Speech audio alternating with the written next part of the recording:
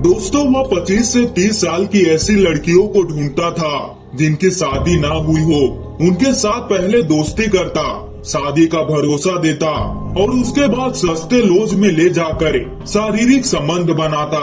इसके बाद उसकी सनक ऐसी कि वह गर्भ निरोधक गोली के नाम पर ऐसी चीज खिला देता कि कुछ ही देर में लड़की तड़प तड़प कर मौत को गले लगा लेती। लव, सेक्स और धोखा, यह कहानी उस दरिंदे की है जिसने एक दो नहीं बल्कि 20 लड़कियों के साथ ऐसी घिनौनी हरकत की जिससे पूरा देश में हड़कंप मच गया और एक के बाद एक लड़कियों को वह अपना शिकार बनाता रहा और 6 साल तक महिलाओं की लाश मिलती रही। किसी को कुछ समझ में नहीं आ रहा था कि आखिर इन हत्याओं का मास्टरमाइंड कौन है। तो दोस्तों चलिए जानते हैं देश के सबसे खतरनाक सीरियल किलर साइनाइड मोहन की कहानी, जिसने पूरे देश को झकझोर कर रख दिया। तो दोस्तों वीडियो में आगे बढ़ने से पहले वीडियो को लाइक और चैनल को सब्सक्राइब करके बेल आइकन को जरूर करिएगा। दोस्तों साइनाइड मोहन ने एक के बाद एक 20 लड़कियों से शादी की, उसके साथ वक्त बिताया और जहर की गोली देकर हत्या कर दी। यह घटना कासरगोड की है जो साल 2009 में घटी। इसमें साइनाइड मोहन ने हॉस्टल में खाना पकाने वाली 20 साल की लड़की से जान पहचान की। धीरे धीरे बात शादी तक पहुंच गई। इसके बाद मोहन लड़की को लेकर बेंगलुरु चला गया। वहां लॉज में दोनों के बीच संबंध बने। इसके अगले ही दिन मोहन ने लड़की को मंदिर में ले जाने की पहल की और मंदिर जाने के लिए बस का इंतजार करते हुए अपराधी ने उसे साइनाइड की गोली दे दिया। कहा कि ये गर्भ निरोधक गोली है। लड़की ने बस स्टैंड के पास टॉयलेट में जाकर दवा खाई और कुछ ही देर में उस लड़की की मौत हो गई। कर्नाटक में ये अकेला मामला नहीं था। साइनाइड मोहन पर कई महिलाओं के साथ दोस्ती कर उसे रेप और उसके बाद जहर देकर हत्या का दोषी साबित हो चुका था। इस सीरियल किलर का असली नाम आनंद कुलल है।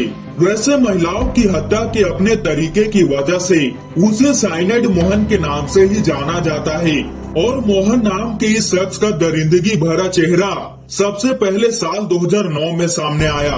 तब मीरा नाम की लड़की अपने गांव से गायब हुई तो गांव वालों को लगा कि ये लव जिहाद जैसा कोई मामला होगा। दक्षिण कर्नाटक के वंटवाल गांव में इससे पहले भी हिंदू मुस्लिम शादियों जैसे मामले आए थे और गांव वालों ने गुस्से में आकर हंगामा कर दिया।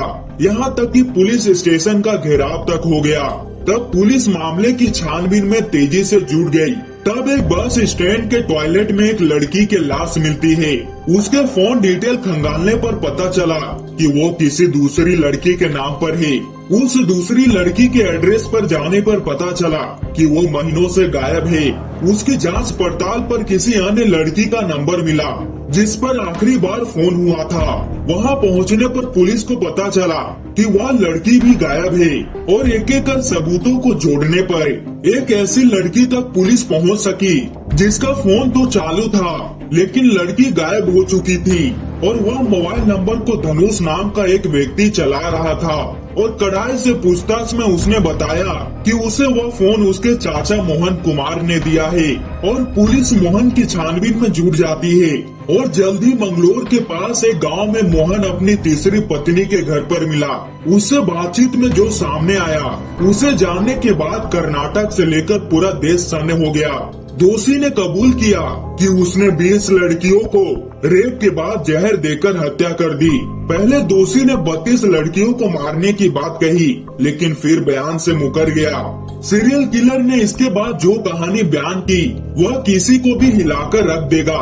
उसने बताया कि सबसे पहले वो अपने शिकार की पहचान करता था।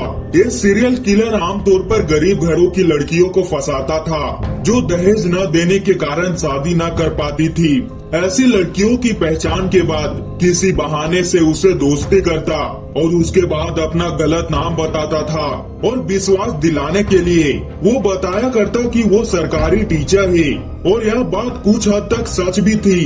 मोहन कुमार पहले प्राइमरी स्कूल में टीचर रह चुका था।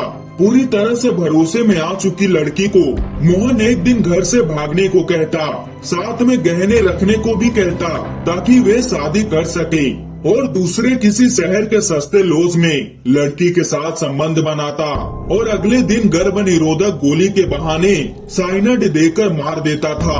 साल 2003 से लेकर 2009 के बीच दक्षिण कर्नाटक के 6 शहरों में अलग अलग बस स्टैंड के पास टॉयलेट से 20 महिलाओं की लाश मिली। इनमें कई बात एक समान थी, जैसे महिलाओं की उम्र 25 से लेकर 30 साल के बीच थी। सभी ने कीमती साड़ियाँ पहनी थी, लेकिन किसी के भी शरीर पर कोई गहना नहीं था। अलग अलग शहरों में मौत के कारण पुलिस को इनमें कोई ज्यादा सुराग नहीं मिला, लेकिन साल 2009 में लोगों के गुस्से के बाद हरकत में आई पुलिस ने छोटी छोटी सबूतों को जोड़ा और तब जाकर ये दरिंदा सामने आया। पुलिस को उसके घर से जहर, नकली पहचान पत्र, सरकारी स्कूल की सील, अलग अलग नामों के विजिटिंग कार्ड्स, सोने के गहने और कई सारे मोबाइल फोन मिले। साथ में एक डायरी भी मिला जिसमें उन सारे नाम थे जिन्हें वो शिकार बनाया था। और उसी साल गिरफ्तारी के बाद उसे साइनाइड मोहन कहा जाने लगा और बेहद तेज दिमाग दोषी कोर्ट में अपना केस भी खुद ही लड़ा और आखिरकार साल 2013 में मंगलोर की कोर्ट ने उसे कई हत्याओं का दोषी माना और फांसी की सजा सुनाई। तो दोस्तों, ये थी साइनाइड मोहन की कहानी। इस पर आपकी क्या राय है, कमेंट करके जरूर बताइएगा। और दोस्तों, वीडियो को लाइक और चैनल को सब्सक्राइब करके बेल आइकन को ऑल जरूर करिएगा, ताकि हमारी ऐसे नॉलेजेबल वीडियो सबसे पहले आप तक पहुंच पाए।